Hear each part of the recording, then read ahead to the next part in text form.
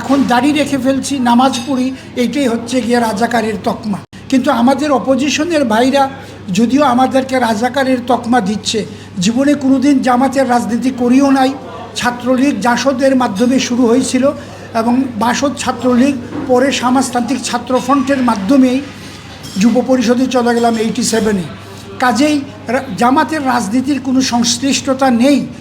কেউ এটা বলতে পারবে না, আমার এলাকায় যে বা যারা যোগাযোগ করুক কোনো দিন বলতে পারবে না এখন দাড়ি রেখে ফেলছি, নামাজ পড়ি, এইটাই হচ্ছে গিয়ে রাজাকারের তকমা। তো যাই হোক, খুবই আঘাত পেলাম ব্যক্তিগত আক্রমণ দেখে। ব্যক্তিগত নাম ধরে গালিগালাজ করা এটা কোনো দিন রাজনীতিতে শোভা পায় না।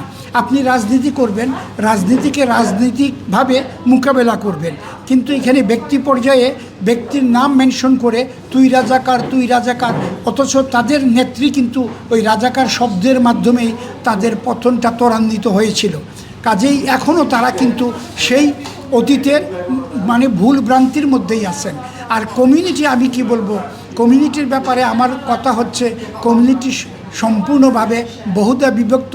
এই স্প্লিট কমিউনিটিতে, এই যে স্প্লিট, এটা 2-4 ব্যক্তি বা 2-1 ব্যক্তি আমরা আইডেন্টিফাই করেছি যারা এগুলো করে ওনাদের ব্যক্তিগত প্রোফাইলকেই হাইলাইট করার চেষ্টা করেন।